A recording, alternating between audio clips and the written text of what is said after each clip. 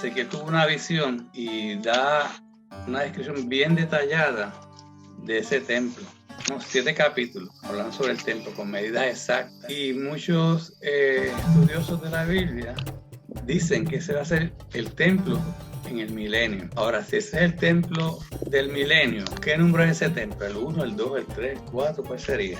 El 3. El 3. ¿Cuál sería el primero? Vamos a ver. El de Salomón. El de Salomón. ¿Y hasta cuánto tuvo ese templo? Porque había uno de madera. Pero Sí, eso era un no era tabernáculo. un templo, era un tabernáculo. Ese era Pero eso cuenta si la presencia de Dios estaba ahí. Sí, pero el primer... Cambia el nombre, pero él cumplía la misma función. Pero el primer templo completo, con todas sus de roca, partes, etcétera, y todos sus ritos, etcétera, fue el de Salomón. De hecho, que David quería hacerlo y no se lo dejó hacer, ¿verdad? Porque había derramado mucha sangre. ¿Y hasta cuánto dura ese templo? Nabucodonosor ocupó a Jerusalén, pues destruyó toda Jerusalén, incluyendo el templo. Exacto. Así que ese primer templo ya no existió después de Nabucodonosor. Después hay otro templo, ¿cuál es? El de Nehemías, cuando lo reconstruyen. 70 años después del cautiverio, ¿verdad? Ciro creo que fue, que dio autorización para que fuera a reconstruir las murallas y el templo. Está en Nehemías y Esdras, habla sobre ese templo. Y ese templo fue remodelado, por decirlo así, o hecho un poco más restaurado. Más restaurado. ¿Por quién? Herodes. Recuerda que Herodes... ok. Herodes se conoce como un gran constructor, ¿verdad? Y arquitecto. Hizo muchas edificaciones. Él lo amplió. Y una de las cosas que hizo fue ese templo, pero seguirá siendo el segundo, ¿verdad? Pues como una ampliación del mismo. Sí, sí. ¿Y cuándo termina ese templo? En el año 70 después de Cristo, ¿verdad? Exacto. ¿Quién lo destruyó? Los romanos. Los romanos, Tito. Exacto, Tito y los romanos. Ok, después de ese templo, ¿ha habido algún otro templo? No, señor. El que se supone que se iba a construir la gran tribulación, ¿no? ¿Ese sería cuál entonces? Los primeros 3 años de... El anticristo. Sería entonces el tercer templo, sería ese. Exacto. ¿Cierto? Sí, porque el otro fue una extensión. ¿Y qué le va a pasar a ese templo? Va a ser destruido por Jesucristo cuando venga la segunda venida. Ese era amén. Okay. Se destruye, pues se parte el monte en dos, ¿no? Y se destruye ese templo. Bueno, pregunta que hago, porque casualmente yo estuve hace como 2 meses atrás leyendo algo referente a ese tema y tuve conocimiento que en Israel hay diferentes organizaciones que se están prácticamente pues organizando para ese fin, recogiendo fondos y organizándose para que el templo se pueda restablecer. De hecho, hay ya maquetas virtuales de cómo va a ser y todo lo demás. Debemos suponer entonces que el templo que ellos están planificando construir es el templo del que ustedes están hablando ahora, del que va a ser de... Ahí hay duda, porque si ellos van a reconstruirlo con el anticristo y va a ser destruido, pues entonces no puede ser este de Ezequiel. Si el de Ezequiel es el del milenio. Okay. Fíjate que ya, de hecho, hay ese un instituto... sería el cuarto, ¿verdad? Exacto, sería el cuarto. Y entonces hay un instituto, que es el instituto del Templo de Jerusalén, que tienen ya todos los utensilios y todos los que va a ir en ese templo, ya ellos tienen ya listo en ese museo. Okay. Y tienen réplicas de eso. Y con tienen todas las los animales para sacrificar. Sí, también todo eso lo tienen. Yo voy a mandar el video para que lo vean, porque da el detalle, un judío explicando, ¿verdad? Todos los pormenores. Dime. Pero eso va a generar muchos problemas, porque si yo tengo que reconstruir el templo, también tengo que reconstruir la tradición. Y actualmente lo que hay son los líderes de la comunidad judía, son los de pelo negro así con, ¿cómo se llaman? Son los ortodoxos, que llaman ortodoxos. Sí, pero son los rabinos. Entonces tendríamos que regresar a la época si queremos regresar y hacer las cosas como son, tendrían que buscar a los descendientes de la tribu. Yo creo que ellos los tienen buscados. Todo eso. Ya ellos tienen todo tienen eso. Ya hasta las ropas. No, y entonces tenemos que decirle adiós a los rabinos. Ya tienen los sacerdotes y tienen todo lo que van a hacer. Los rabinos van a estar dispuestos a soltar el poder, porque ellos también tienen su cosa montada allá. Fíjate que uno no sabe los entrecejos de allá, pero es todo un proceso, ¿no? Pero yo no sé, Benjamín, porque en el tiempo de Jesús estaba el templo y estaban los sacerdotes y tenían rabinos. Jesús era un rabino. Así que yo no Los rabinos sé. son los maestros. Exacto, son como los de por área.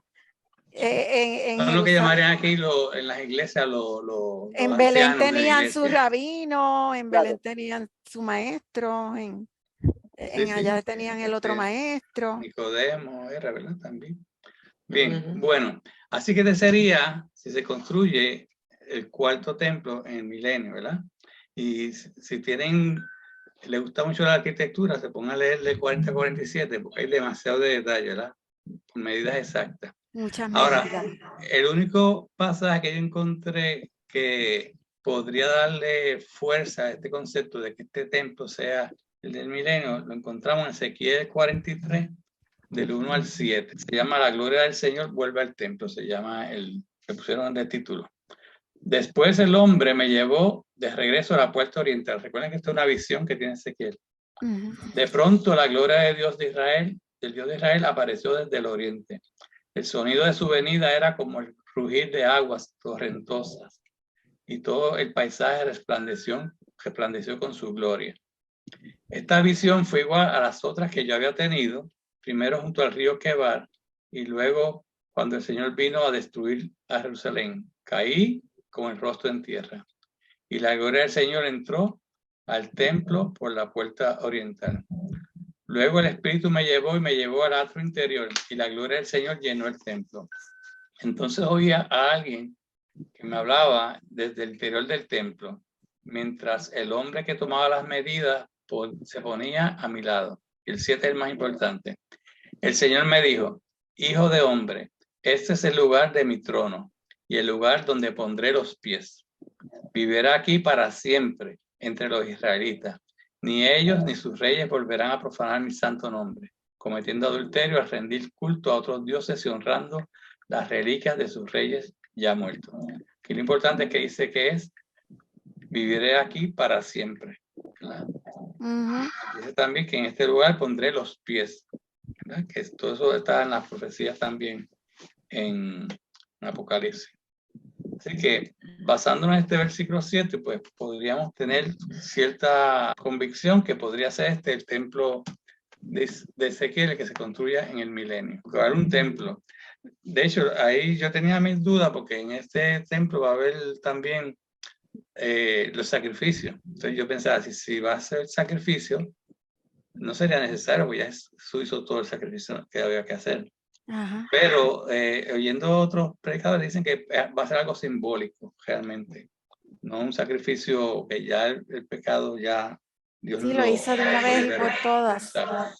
Pero que va a ser, siguiendo la tradición judía, pues va a ser un templo similar a los ritos que se hacían anteriormente. Así que esto era un paréntesis, ¿verdad? Porque está esa es algo que va a suceder. Jimmy, una pregunta. Tú estás diciendo que dentro de Ezequiel del 40 al 47, esa estructura de ese templo tiene un lugar para sacrificio. Eso fue lo que... Sí. Ahora, Jimmy, yo tengo duda en el sentido de, me clarificas, cuando dice, creo que es Mateo, él va a poner un pie en el Monte de los Olivos y el otro pie. Esa no es cuando él viene ahora la segunda vez, que entonces vendría el milenio. Porque después de esa venida es que viene el milenio, ¿no? Eso es cuando se da el juicio de las naciones. Entonces el templo no se destruye. Si se abre el monte, supuestamente eso va a cambiar la topografía y todo. Entonces, por lógica, el templo tiene que caer. Además, ese templo lo construyó los judíos con el apoyo del anticristo. Yo creo que a Dios no le interesaría tener ese templo. O sea, el anticristo lo profanó también. Pues sí, no es un templo que representaba realmente a Dios. Un templo que hizo por la tradición y porque el anticristo quiso pues ganarse a los judíos mediante esa construcción básicamente. Y engañarlos. Exacto.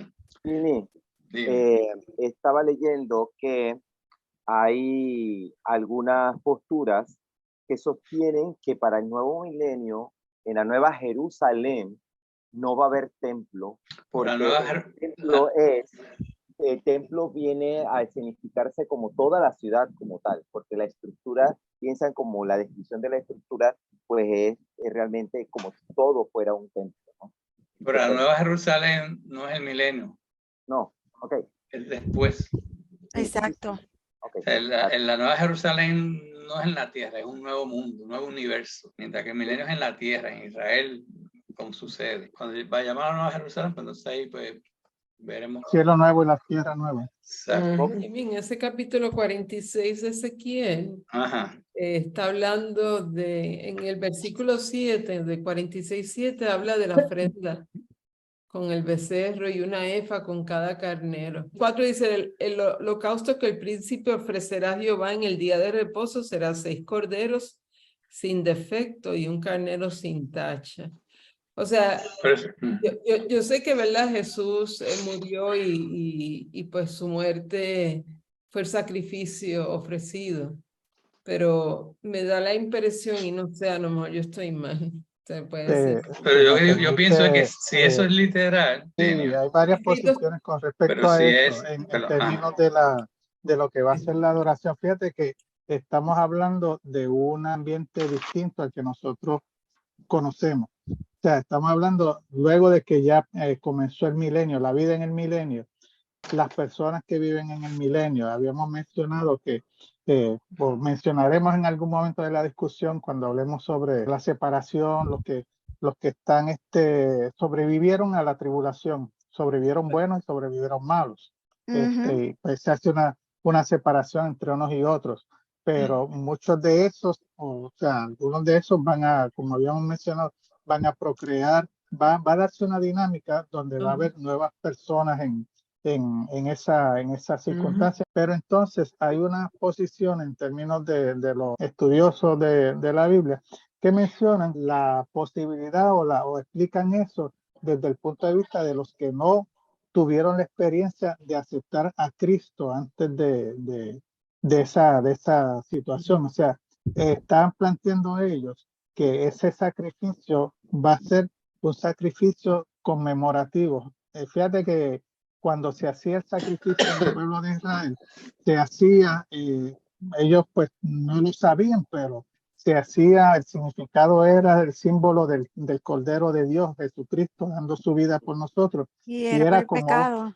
Como un anuncio de eso, o sea, un símbolo de lo que iba a ser eventualmente el sacrificio por todo. Y entonces la posición de ellos de que durante el milenio se van a estar haciendo esos sacrificios, pero en recordación del sacrificio que hizo Jesús, o sea, como un símbolo, un recordatorio de lo que él hizo. Si es simbólico o es, como tú dices, para que la gente recuerde la Santa Cena. Como la Santa Cena, por ejemplo, nosotros hacemos, que la Santa Cena realmente memoria, exacto. Si de esa manera, pues entonces tiene sentido que ese templo sea el de Ezequiel. Okay, pero si fuera una sacrificio literal en el concepto de sacrificar para obtener perdón de pecado, entonces estaría fuera de lugar. Exacto. En el milenio. Pero lo importante de todo esto es la parte que dice que viviré aquí para siempre entre los israelitas. Eso es lo más importante, esa esperanza, ¿verdad? Que Jesús va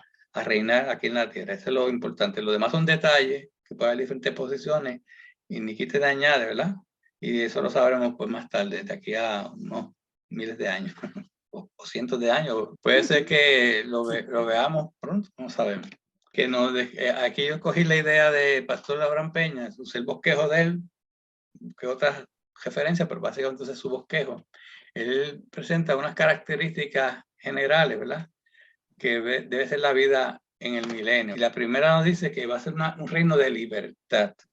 Y ahí tenemos Romanos 8:19. Porque el anhelo ardiente de la creación es el aguardar la manifestación de los hijos de Dios.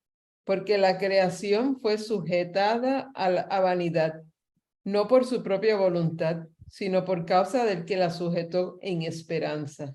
Porque también la creación misma será libertada de la esclavitud de corrupción a la libertad gloriosa de los hijos de Dios. Porque sabemos que toda la creación gime a una, y a una está con dolores de parto hasta ahora. Que está hablando de una libertad total, no solamente la libertad del ser humano, sino de toda la naturaleza, de toda la creación de Dios. Por eso vimos que los animales pues cambian su conducta, ¿verdad? Y que cambian sus hábitos que son dañinos para el ser humano, ¿verdad? O sea, porque cuando el hombre pecó, pues todo se corrompió. Exacto. Así que libertad es una de las cosas que están presentes en este reino del milenio con Jesucristo. Otro concepto es el concepto de autoridad. Fíjense que yo he puesto, señalé algunos nada más, pero hay otros versículos que también respaldan, ¿verdad?, el concepto.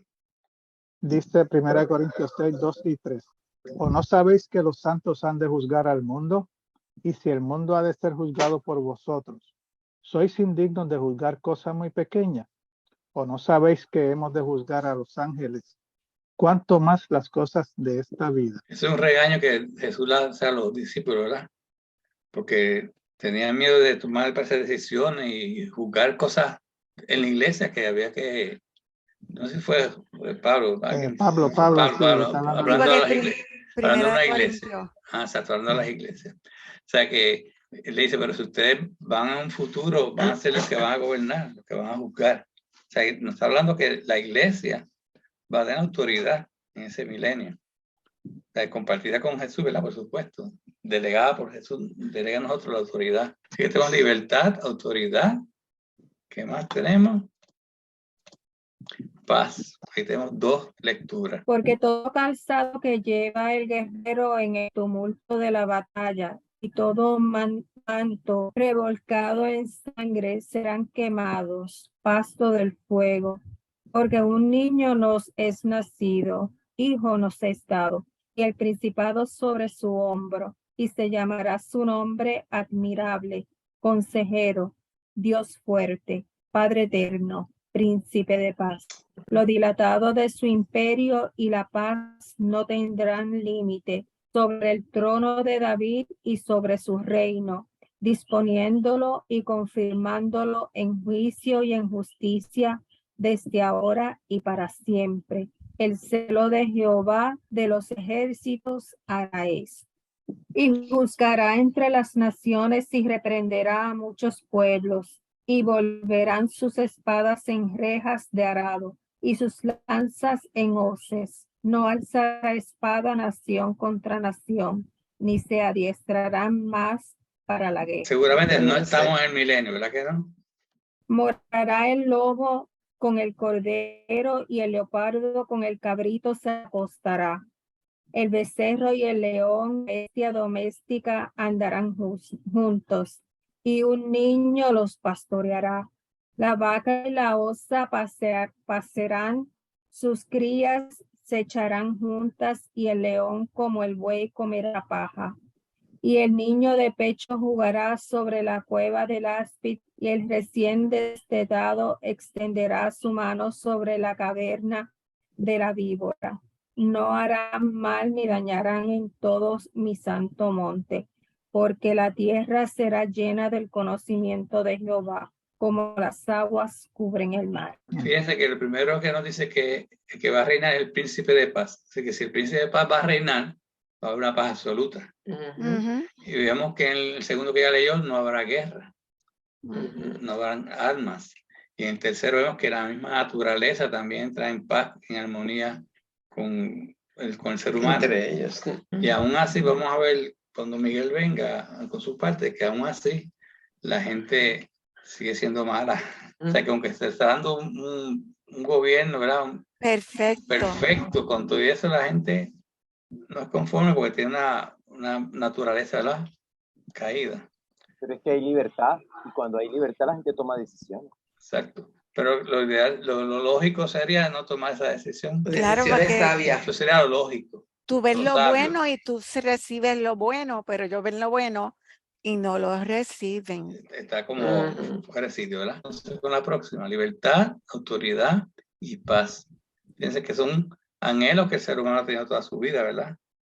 Anhelo de libertad, de paz, ¿verdad? También va a ser un reino de justicia. Restauraré tus jueces como al principio y tus consejeros como eran antes, Entonces te llamarán ciudad de justicia, ciudad fiel. Sión será rescatada con juicio y los convertidos de ella con justicia. Jeremías 23, 5 al 6. He aquí que vienen días, dice Jehová, en que levantaré a David renuevo justo y reinará como rey, el cual será dichoso y hará juicio y justicia en la tierra. En sus días será salvo Judá e Israel habitará confiado. Y este será su nombre con el cual le llamarán Jehová, justicia nuestra. Que la justicia de Dios es una justicia perfecta, ¿verdad? Y Jesucristo es Dios, así que no debe haber nada injusto dentro de la soberanía de Dios. Siempre tenemos que entender que todo es sobre la soberanía de Dios, porque a lo mejor hay cosas que nos pueden parecer injustas, porque no estamos en el plano de Dios. O sea, no vemos lo que Dios ve. El plan. Fíjate que la justicia dice también que está tanto para lo bueno, para lo malo. Si lo malo, pues hay castigo. O sea, no es que justicia no significa que todo el mundo va a estar bien. De que pues va a pagar las consecuencias si no acepta la voluntad de Dios. Lo que iba a mencionar, o sea, el punto donde estamos ahora mismo viendo en el milenio, estamos hablando de una libertad porque somos libres de hacer el bien. Vamos a tener la autoridad de Cristo gobernando todo, pero todo esto se da dentro de la ausencia del Satanás. O sea, todo esto a causa de que Satanás está sellado allá en el abismo y no puede engañar a las personas. O sea, las personas están ahora mismo con la libertad de ejercer su libre albedrío. O sea, ellos pues tienen todos los elementos, todas las cosas para poder hacer el bien, pero está de cada persona tomar esa decisión. Y estamos hablando aquí de las personas que hayan sobrevivido a la tribulación, no los que ya están en cuerpo glorificado, hablando de que vamos a estar juzgando las naciones, gobernando, o sea, juzgando, haciendo labor administrativa, pudiéramos decir, dentro de ese reino. Pero sí, las personas hay unas personas que van a tener la oportunidad, lo mismo que de procrearse, de fructificarse, estas nuevas generaciones que van a ir surgiendo, van a recibir la enseñanza de lo que sucedió. Ellos van a conocer ese mundo que había y que fue destruido prácticamente por los juicios de la ira de Dios y todo, como todo eso cambió. Me imagino que será mucha enseñanza de enseñarle a las personas, a las nuevas generaciones, sobre el amor, lo que Dios hizo, lo que al entregar a su hijo por nosotros. O sea, debe ser una experiencia bien distinta, pues lo van a estar viendo desde otra perspectiva. Vemos la historia de 20, 30 años atrás y a veces los muchachos no lo pueden visualizar porque no lo vieron con los mismos ojos que nosotros lo estamos viendo. Me imagino que en ese momento pues también toda esa libertad y toda esa situación de justicia, pues ellos pudieran verlo, tienen que entenderlo y tienen que internalizarlo y tienen que llegar a convencerse de que, pues mira, que esto es lo mejor que les puede haber sucedido. Y está de ellos el aceptarlo o no. Pero sí, o sea, es algo, no sé si es el mismo Abraham Peña o uno de los predicadores que lo mencionan, que es una paz y un gobierno, pero es un gobierno forzado hasta cierto punto, porque no tienes el otro lado de la moneda, o sea, el Satanás tratando de engañarte y diciéndote su parte de cómo él quisiera que tuvieran las cosas. Y entonces, pues las personas hasta ese momento, pues están caminando todos por el mismo carril, vamos a decirlo así. En obediencia.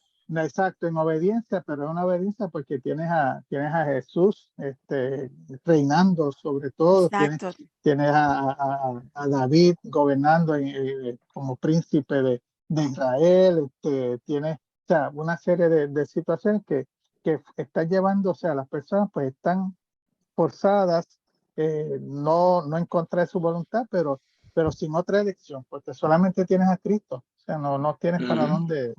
A lo mejor, pueden tener tu inquietud, a lo mejor ellos dicen, bueno, es lo mismo que le pasaba al pueblo de Israel cuando estaba en el desierto. Cuando empezaron, ay, otra vez maná, mira, en vez de, ¿y por qué no nos dan que sea unas codornices o algo? O sea, te encuentras con las personas que sí, no tienen la alternativa, pero pudieran desarrollar esa inquietud. Y es lo que tal vez quiere resaltar el Señor, la naturaleza pecaminosa del hombre. Si tú lo dejas y lo pones ante él a tomar sus decisiones, como siempre va a haber personas que van a valorar y van a pesar y ver como algo valioso esa oportunidad que se le está dando, esas bendiciones que está recibiendo, pero siempre va a haber personas que quieren otra cosa, que su naturaleza pues no está acorde con esa posición. Y ahora no tienen la excusa de Satanás. Exacto, ahora no tienen la excusa de Satanás. Son los que tienen exacto. Libre albedrío. Tu concupiscencia. Hasta cierto punto eso lo que hace es resaltar que, como dice Jimmy, que son ellos, no tenemos a quien echarle la culpa, no es como la mujer en el Edén. Pero mira, fue la serpiente y después viene Adán y no, pero fue la mujer que tú me diste, como quien dice. Al fin y al cabo le están echando la culpa a Dios, como quien dice, mira, ¿por qué tú dejaste esa serpiente suelta ahí para que nos engañara? O sea, siempre echándole, buscándole la culpa, echársela a otro. Pero ahora no tienen a Satanás para echarle la culpa, por lo menos hasta ese momento. Y como Miguel dice, ¿verdad? Vamos a estar viviendo en una dictadura, va a ser una dictadura. Claro, pero va a ser. Y el que la hace, la paga. Yo quería leer, si me permiten. Léelo, sí. En Jeremías 9, porque Dios establece, yo soy un Dios de justicia y juicio, y aunque Él es un Dios de amor, porque es de justicia y juicio, Él juzga con justicia, y si hacemos algo incorrecto, pues acá en gana nos viene, ¿verdad? La corrección. En Jeremías. En Jeremías 9, del 23 al 24, dice: así dijo Jehová, no se alabe el sabio en su sabiduría, ni en su valentía se alabe el valiente, ni el rico se alabe en sus riquezas. Mas alábese en esto el que se hubiere de alabar, en entenderme y conocerme, que yo soy Jehová, que hago misericordia, juicio y justicia en la tierra, porque estas cosas quiero, dice Jehová. Así que el Señor nos está diciendo, mira, yo soy un Dios de misericordia, pero mi misericordia va con juicio y justicia.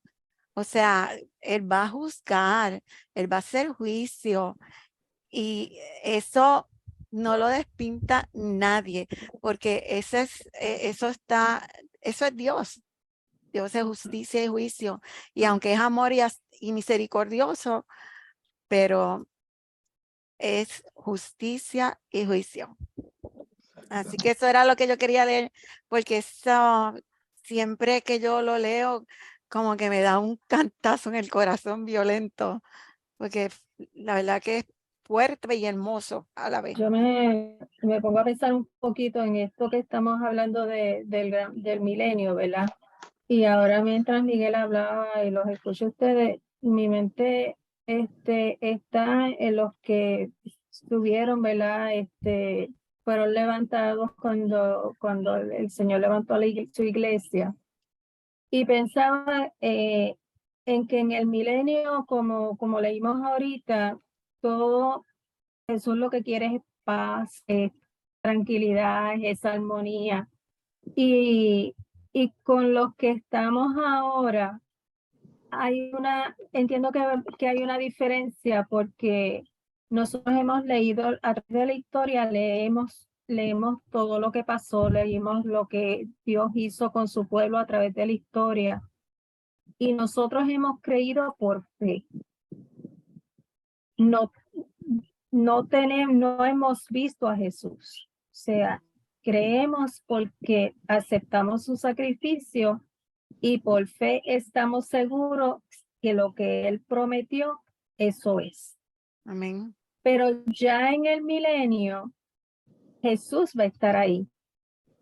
Y entonces quizás haya una diferencia entre los que estemos porque fuimos en el levantamiento de la iglesia, que ya hemos creído por fe.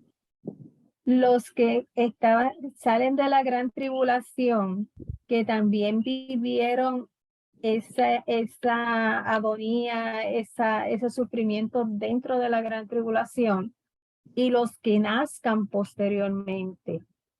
Esos que nazcan posteriormente, yo pienso que al estar en un mundo de armonía, al estar en un mundo donde no hay maldad, la que, ¿verdad?, puedan nacer de su corazón, no van a conocer otro sistema. O sea, esos niños que nazcan después no van a saber, sí escucharán la historia de los que, ¿verdad?, le contemos, mira, hace tantos años yo llegué a Jesucristo por esto, llegué por fe. Los que están en la tribulación le dirán, mira, sufrimos, pero aceptamos a Jesús. Pero ellos no van a entender eso porque ellos no habrán, en esa que ellos han nacido, ellos no van a conocer el mal. Y entonces va a ser un punto preparar el camino, ¿verdad? Quizás ahí, de ahí sí, cuando Satanás sea soltado, pues quizás ahí sí se va a ver la condición del hombre en términos de esos que nazcan, si no se acogen y ven, como dice Jimmy, que fuera una gran dictadura. O sea, que no sé, haciendo, ¿verdad?, un análisis de estas tres partes, pues veo que durante la gran tribulación y cuando venga Satanás, pues quizás se suelte Satanás, pues sí, podrá tener un campo fértil para engañar a muchos nuevamente. Y para que la condición humana pecaminosa no es otra cosa que estar en rebeldía con Dios. Exacto. Y aun cuando nazcan en un sistema perfecto, van a estar en rebeldía, por parte de su naturaleza. Va a haber Y inconformidad. no va a querer aceptar la autoridad. De hecho, la mayor parte de las personas no le gusta que lo manden, ¿verdad? Que la autoridad es parte de la naturaleza del ser humano, rechazar la autoridad, la que sea. Y en este caso es una autoridad perfecta, pero contigo van a haber personas que van a rechazar esta autoridad y entonces van a desviarse. O sea, no van a seguir en ese camino de Dios y son los que Satanás va al final pues a agarrar a toda esa gente, convencerlos y después Miguel nos va a contar todo lo que pasa ahí. Va a hacerle como la Eva. Va a decirle, mira, pero es que te dijeron esto, pero mira esto, mejor lo que yo te doy. Y están engañados todo este tiempo. Ahí no va a aplicar que el hombre es bueno y la sociedad lo pervierte, ¿verdad? No, Pues ahí es el hombre malo por naturaleza. Malo pues nace, malo, porque son las dos teorías, creo que como dice Pablo, por su concupiscencia, por sus propios deseos, va a ser infiel. Va a ser infiel. Otra cosa bien importante, que va a ser un reino de gozo. Isaías 12, 3 al 6. Sacaréis con gozo aguas de las fuentes de la salvación. Y diréis en aquel día, cantad a Jehová, aclamad su nombre, haced célebres en los pueblos sus obras. Recordad que su nombre es engrandecido. Cantad salmos a Jehová, porque ha hecho cosas magníficas. Se ha sabido esto por toda la tierra. Regocíjate y canta, oh moradora de Sión, porque grande es en medio de ti el Santo de Israel. Esa es la razón del gozo, que más está en medio de nosotros. El Santo de Israel. Eso sobrepasa cualquier condición o situación que hay. Hoy estamos hablando en la iglesia que nosotros vamos sobre ese concepto del gozo, ¿verdad? Como una de las características del fruto del Espíritu. Ajá. Y el predicador decía que muchas veces el gozo puede estar acompañado de la dificultad o de la desgracia. Sí. Y él nos cuenta un testimonio de una nietecita que nació y murió enseguida al nacimiento. Pero él conociendo la esperanza de la vida eterna, él sentía gozo, aún dentro de esa de gracia, que el gozo es algo que, como es la gracia de Dios que va sobre todo lo que nosotros podemos tener aquí en la tierra, pues sobrepasa, ¿verdad? Cualquier situación. Sí, que normalmente lo asociamos con alegría, con estar contento, con las Sí. cosas buenas. Y gozo No. viene a ser más bien una relación con la plenitud, con tener esa llenura. Digo, cuando hablamos del Señor, ¿verdad? De estar llenos, de saber que todas las cosas obran para bien, esa confianza, eso te da gozo. O sea, Y la seguridad. de El bienestar, exacto. impío no lo entiende porque No conoce. lógicamente es absurdo sentir Eso es gozo. El impío lo ve como alegría, como con la contentura.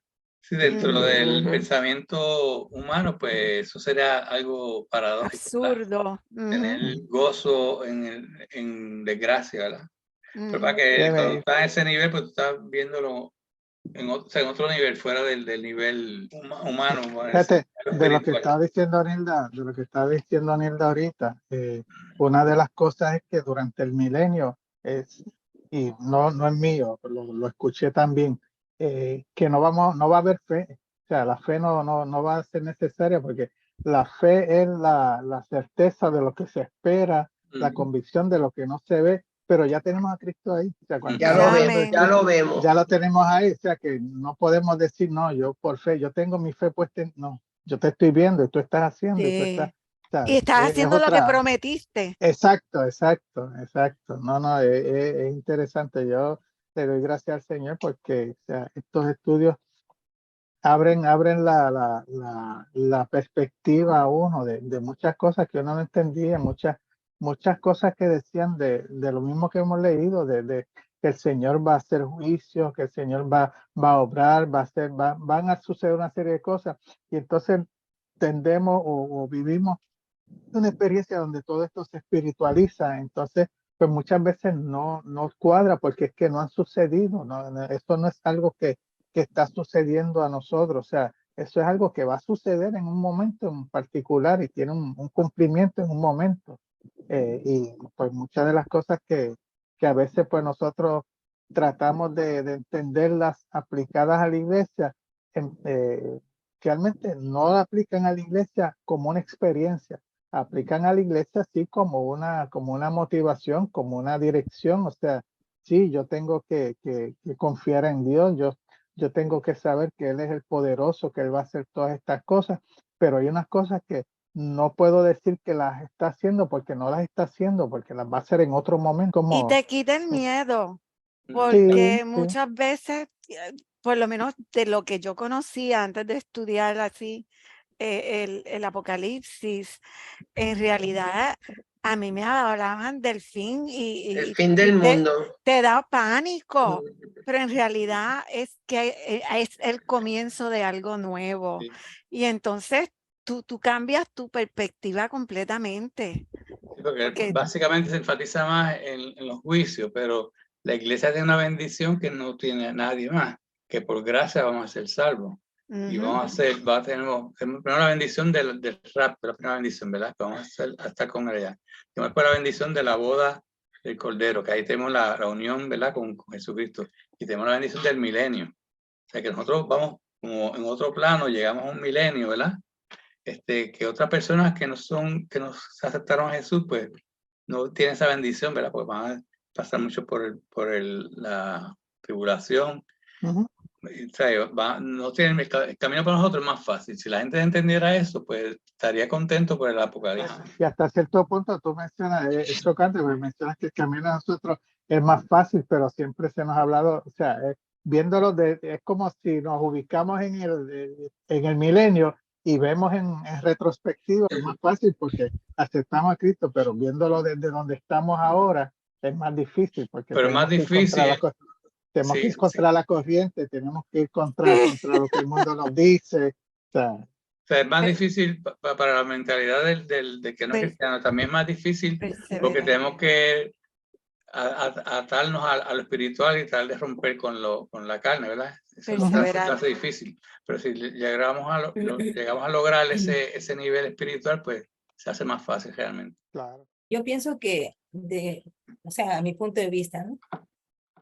desde que soy creyente, tengo la convicción de que el Señor me va a llevar en cualquier momento, ¿no? Nosotros, como creyentes. Entonces, desde ese momento, nuestra vida espiritual va a tener que crecer, ¿no? Y menguar la carne. Ahora, cuando uno estudia Apocalipsis, yo creo que uno tiene más compasión del prójimo, ¿no? Porque nosotros como creyentes ya tenemos un lugar seguro, ¿no? Y bueno, si creemos en el Señor y en todas sus palabras, ya este libro lo tomamos como que es parte del inicio, ¿no? Desde el plan de Dios, desde Génesis hasta ahora, ¿no? Y hasta el fin. Entonces, yo creo que más que todo, este libro es para, personalmente, ¿no? Es para enfocarme en saber qué sufrimiento va a pasar la gente que no conoce a Cristo. Entonces, nosotros podemos decir, ¿no? Los impíos, ellos no saben, no entienden, es que ellos no tienen el Espíritu Santo. Y mientras que no tengan al Espíritu Santo, no es que sean malos, ni tontos, ni necios, sino simplemente están ciegos y tienen ahora un corazón de piedra. Entonces, oremos más bien para que más gente pueda conocer a Cristo. Amén. Y Él obre en las vidas de la gente, porque Él vino a salvar al mundo, ¿no? No solo a los que estamos aquí. Y eso es lo que quería compartir, ¿no? O sea, me encanta el estudio, muy lindo es Apocalipsis. Sí. Gracias a Dios nunca le temí, porque creo que desde que empecé mi vida cristiana hace 20 años, sé que estoy preparada para partir a la presencia del Señor y no tengo miedo a la muerte, a lo que venga. Analizar el Apocalipsis, lo que se le pide a Juan es que vaya a predicar. O sea, que no se lo guarde para él como que qué bueno todo lo que he aprendido y he visto. No, tiene que predicarlo entonces ahora y ahora a las naciones.